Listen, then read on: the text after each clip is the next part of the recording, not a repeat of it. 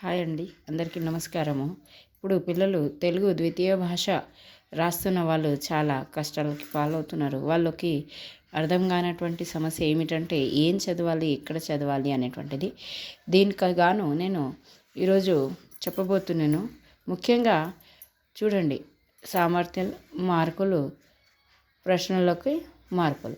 దీంట్లో చూసినట్టయితే ఫస్ట్ మనకు అవగాహన ప్రతిస్పందన ఉంటుంది. దీంట్లో పరిచిత గద్యం ఉంటుంది. దానికి 5 మార్కులు ఉంటాయి. 5 ప్రశ్నలు ఇవ్వబడతాయి.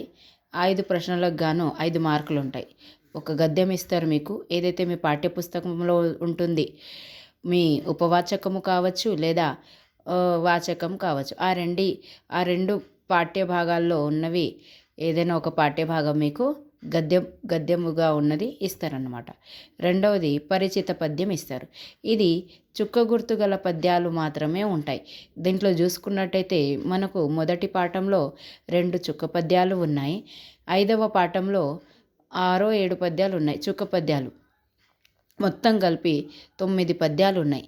ఆ 9 పద్యాల నుంచి ఏదన్నా 2 ఇచ్చి దాంట్లో ఒక పద్యం రాయమని చెప్తారు మీకు. దానికి గాను 5 మార్కులు ఉంటాయి. దాని తర్వాత నెక్స్ట్ అపరిచిత గద్యము, పద్యము, గేయము, కవిత ఏదైనా ఇవ్వబడుతుంది.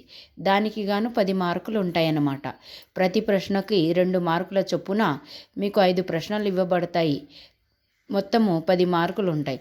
అది ఖాళీల రూపంగా ఉండవచ్చు, ప్రశ్నలు తయారు చేయండి ఉండవచ్చు, లేదా ప్రశ్నలు అడిగి సమాధానము ఇవ్వమని కూడా అడగవచ్చు. సో ఇది వచ్చేసి మీకు ఇది అంత దాంట్లోనే ఉంది. చదివి మీరు రాస్తే సరిపోతుందన్నమాట. ఇది మీరు చేయగలిగితే 20 మార్కులు మీకు వచ్చినట్లే.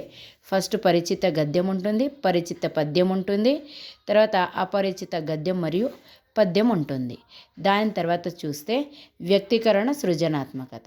దీంట్లో లఘు సమాధాన ప్రశ్నలు, వ్యాసరూప ప్రశ్నలు. దీంట్లో చూసినట్టయితే 4 మార్కులకి ఒక ప్రశ్న ఉంటుంది. ఇది మనకు ఆలోచించండి, మాట్లాడండి నుంచి రావచ్చు, లేదా స్వీయ రచన నుంచి రావచ్చు, లేదా పాఠం మధ్యలోకి వెళ్ళి కూడా అడగవచ్చు.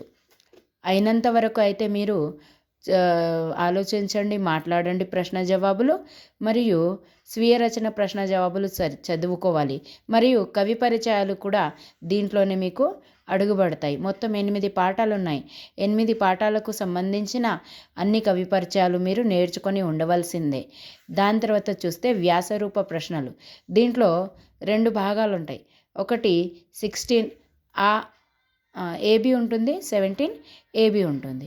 16 ఏబి చూసినట్లయితే దాంట్లో పద్య భాగం నుంచి ప్రశ్నలు ఇస్తాడు.